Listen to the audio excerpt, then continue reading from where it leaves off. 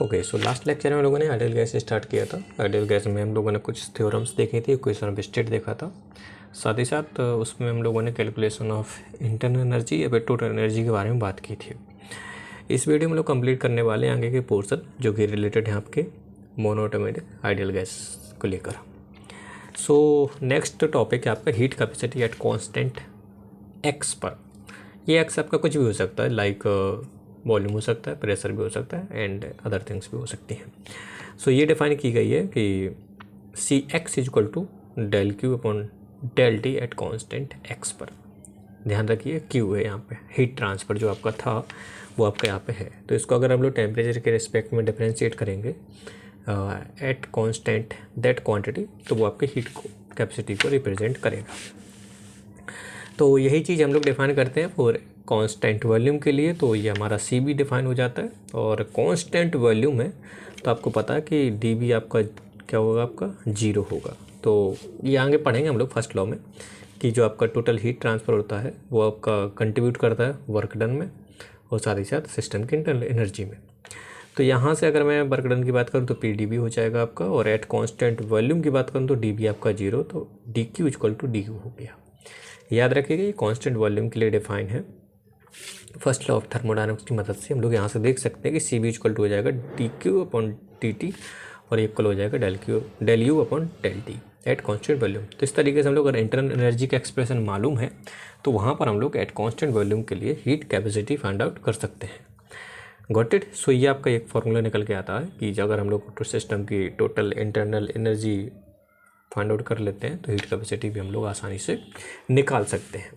So ideal gas के लिए आपके एक्सप्रेशन आपको याद रखना है। मेरा फॉर्मूला जो होता था, अगर आपने एट कांस्टेंट वॉल्यूम के लिए निकाल लिए तो आप लोग कांस्टेंट प्रेशर के लिए भी हीट कैपेसिटी इस फॉर्मूले की मदद से निकाल सकते हो। ये आपको पता ही था कि आपका जो C P minus C B होता था वो आपका गैस कांस्टेंट आर के इक्वल था। तो सी बी मालूम है तो आप लोग सी पी भी कैलकुलेट कर सकते हो। याद रखिएगा फॉर आइडियल गैस।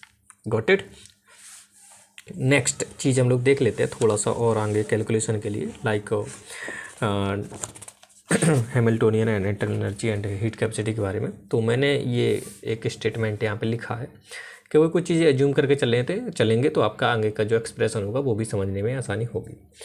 तो consider an ideal gas consisting of an non relativistic having each mass कितना है आपका m1 एंड मोनोएटॉमिक। ध्यान रखिएगा मोनोएटॉमिक मॉलिक्यूल गैस है that is filled in a three dimensional container जिसका वॉल्यूम b है और थर्मल इक्विलिब्रियम में रखा गया एट कांस्टेंट एब्सोल्यूट टेम्परेचर पर। सो ये आपका एक एक्सप्रेशन हमको अगर मैं फाइंड आउट करना चाहूँ तो अगर मैं डिफाइन करना चाहूँ कि F1 जो है वो आपका 3 है, जो F1 है आपका वो आपका degree of freedom of the system, मतलब जो सिस्टम के अलग अलग कॉन्स्टिट्यूंट होंगे उनकी डिग्री ऑफ फ्रीडम आपको F1 से डिनोट किया गया, और F हो जाएगा आपका कंप्लीट सिस्टम की डिग्री ऑफ फ्रीडम, जिसको हम लोग डिनोट करेंगे N इंटू F1। क्यों? क्योंकि ये आपका पर मॉलिक्यूल्स के रिगार्डिंग है, तो ये हो जाएगा आपका टोटल सिस्टम के लिए NF1। Got it. So F1 यहाँ पर आप लोग देख सकते हो कि सपोज आपका ये वॉल्यूम B है और यहाँ पर गैस के मॉलिक्यूल्स आपके मोनोएटॉमिक की बात कर रहे हैं हम लोग, ठीक है। तो ये ऐसे गैस के मॉलिक्यूल्स आपके भरे हुए हैं इसमें।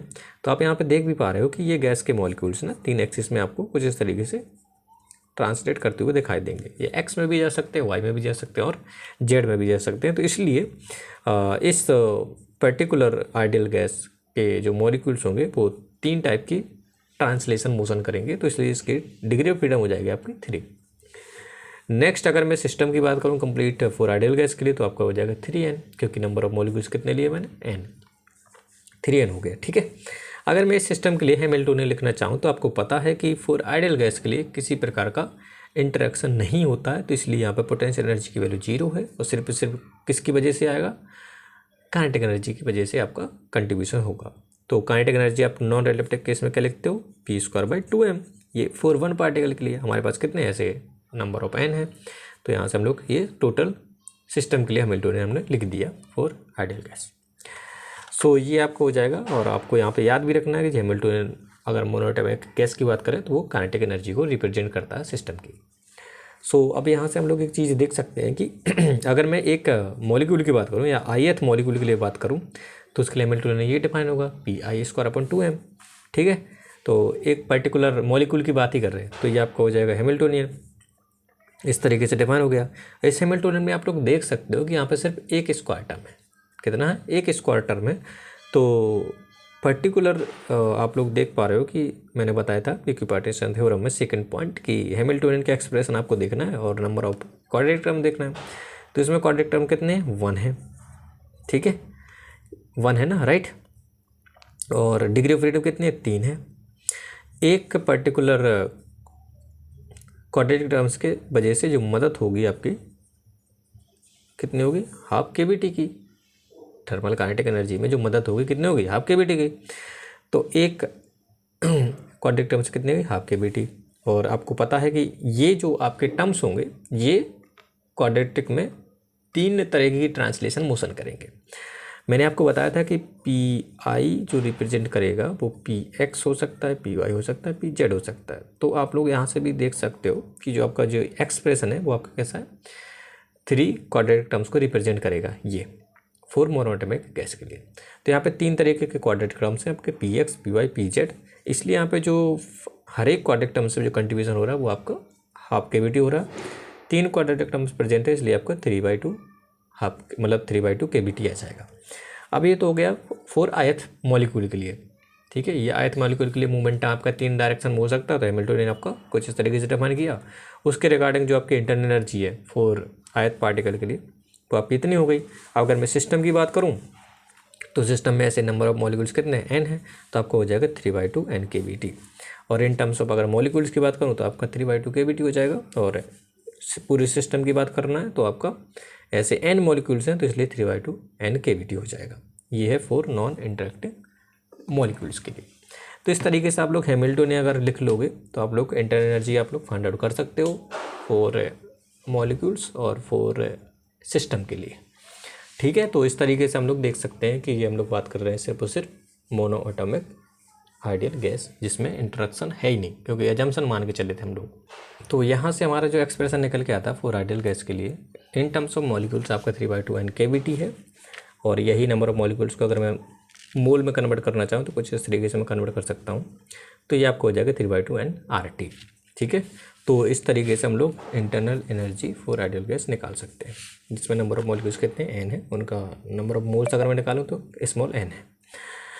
अब ये तो हो गया हैमिल्टोनियन की मदद से। अगर मैं इक्विपार्टीशन थ्योरम की मदद से निकालना चाहूँ तो इक्विपार्टीशन थ्योरम में क्या बोला गया था कि हर एक डिग्री ऑफ फ्रीडम की वजह से जो कंट्रीब्यूशन होगा थर्मल काइनेटिक एनर्जी में वो हाफ KBT होगा। अब यहाँ पे आप एक चीज़ और देख पा रहे हो, आइडियल गैस है तो आपका पोटेंशियल एनर्जी तो होगा नहीं, सिर्फ और सिर्फ थर्मल काइनेटिक एनर्जी होगी। और वही thermal kinetic energy internal energy के बराबर होगी। तो आप देख पा रहे हो कि एक डिग्री ऑफ फ्रीडम की वजह से कितना आ रहा? Half KBT। ठीक है, सिस्टम में कितनी डिग्री ऑफ फ्रीडम थी? 3 थी। तो ये तो हो गया एक के लिए। ऐसे कितने मॉलिक्यूल्स हैं? n है, तो आपका 3n हो गया। तो यहाँ से भी आप लोग डायरेक्ट निकाल सकते हो 3/2 n KBT। और आपको इसको अगर कन्वर्ट करना मोल्स में तो इस तरीके से कन्वर्ट कर सकते हो। और यहीं अगर मैं आपसे कहूँ आपसे कि मान के चलो कि ये जो आपका इंटरनल एनर्जी है वो किसका टर्म्स आ रहा है, इसमें आप लोग देख पा रहे हो कि डिपेंड करता है सिर्फ और सिर्फ टेम्परेचर पे। ठीक है, तो अगर मैं इसकी वैल्यू ऐसे निकालनी चाहूँ del U/del V, मतलब कांस्टेंट टेम्परेचर रख के वॉल्यूम के रिस्पेक्ट में अगर मैं इसका चेंज देखना चाहूँ तो वो 0 होता है। तो यही अपना जो आइडियल गैस के लिए डिफाइन होता है एक जूल्स लॉ, जो कि हम आगे पढ़ेंगे। तो जूल्स लॉ यही बोलता है, क्या बोलता है कि internal energy of N ideal gas is function of temperature T and independent of volume B। तो internal energy of ideal gas किस पे डिपेंड करती है? सिर्फ और सिर्फ टेम्परेचर पे। तो ये जूल्स ने भी बताया था कि आप मतलब टेम्परेचर पर डिपेंड करेगी इंटरनल एनर्जी और वॉल्यूम से इंडिपेंडेंट रहेगी।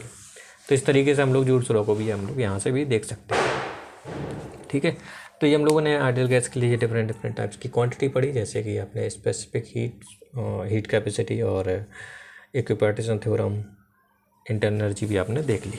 ठीक है, तो यहाँ पे एक चीज़ और देख लेते हैं, डिपेंडेंसी के बारे में भी थोड़ा सा नॉलेज रख लेते हैं। लाइक आपके पास जो आपकी इंटरनल एनर्जी होती है वो काइनेटिक एनर्जी की वजह से भी आती है और पोटेंशियल एनर्जी की वजह से भी आती है। Got it? ये है हम लोग बात कर रहे हैं सिर्फ और सिर्फ आइडियल गैस के अलावा जो भी आपकी टाइप की गैस होंगी। क्यों? क्योंकि आपका आइडियल गैस होगा तो ये कंट्रीब्यूशन जीरो हो जाएगा ना।